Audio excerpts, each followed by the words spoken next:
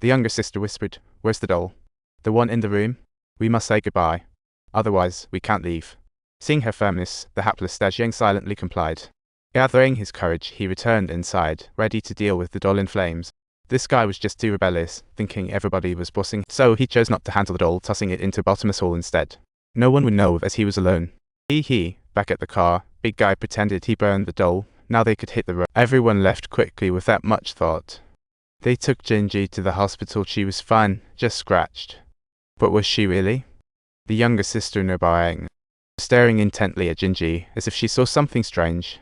While Jinji was being treated, the others found a hotel, preparing to rest. Big Guy had no plan to. Instead, he opened the surveillance footage of Jinji and Dashin stacking up.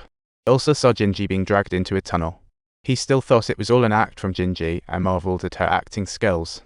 Then, he called the producer. He told them more money was needed for the video as its content was beyond common understanding.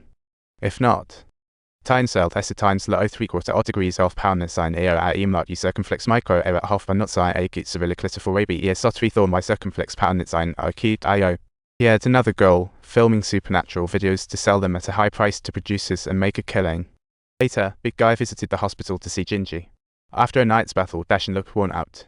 Noticing his buttered state, Big Guy told Dashin to eat while he cared for Jinji. Dashin exclaimed, "Bro, you're awesome.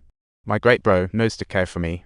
Without further thought, Dashin left the room, but once he was gone, Big Guy showed his true colors, finally free to proceed. He finally had a chance to get closer.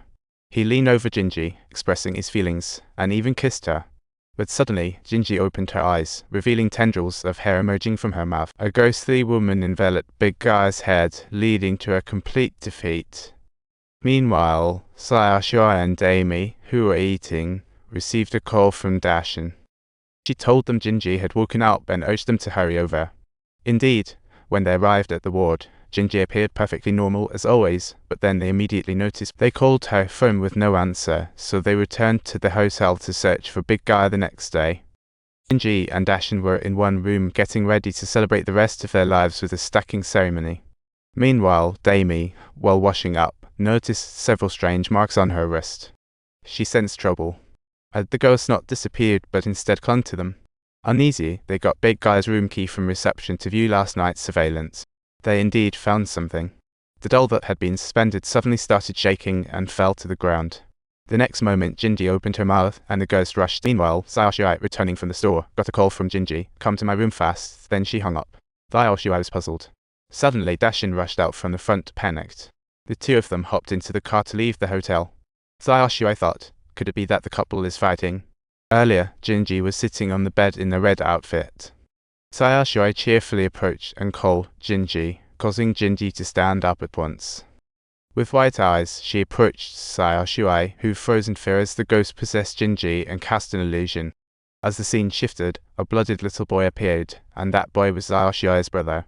Seeing this moment, Xiaoxuai burst into tears, recalling her childhood when she saw her brother hit on the head and fall into coma. Due to fear, Xiaoxuai thought her brother dead, fled, and he missed timely treatment. His death resulted. Past experiences haunted Xiaoxuai, who felt guilty, blaming herself entirely. Her brother comforted her, "Don't cry. Come find me, let's return to the happier times." Xiaoxuai, lost in her thoughts, prepared to hang herself to reunite with her brother. Luckily, Damie arrived just as Damie saved Xiaoxuai. The ghost on Jinji vanished, making her collapse. Dashin had just driven off. So Jinji possessed by the ghost. Terrified, he chose to flee, repeatedly shouting, "I'm sorry. I'm sorry. Not my fault." The car sped up. Dashin's rage surged. He went totally wild. But as the car continued, a ghost popped up, scaring Dashin into crashing into the roadside. He lost consciousness instantly. Back to Xiaoxuai, he recounted his illusion after regaining it. Damie said, "Jinji's possessed by a ghost. It's been haunting us since we left that house." Xiaoxuai exclaimed, "Holy shit. Wait, where's Big Guy? He's gone all day. Where is he?" Damie then raised her phone to call him. The phone was found by hotel staff. Big Guy's body was already lifeless at the hotel pool. On receiving the news, Damie and Xiaoxuai rushed over. They saw Big Guy's tragic state, realizing he had checked out long before. Suddenly, a phone rang. It was a call from the police. They had found Dashin's body in the roadside and wanted them to confirm. Once Jinji returned to normal, she saw the tragic state of the two and was devastated, unable to accept the reality. Daimi tried to comfort Jinji, saying, "The ghost inside you didn't cause the deaths, it's not your fault." Jinji replied, "Well, isn't it still my fault? If it weren't for me, they wouldn't have died. If the ghost shows up again, what will he do? We should just run." Just then, Sayashua revealed marks on her neck. Subtitle: Similarly, Daimi revealed the marks on her arm, telling them she was from a witch family and would be bitten to pieces by evil spirits. No matter how they flee, the sole solution is to return to the haunted house, perform a ritual, and exterminate the ghost.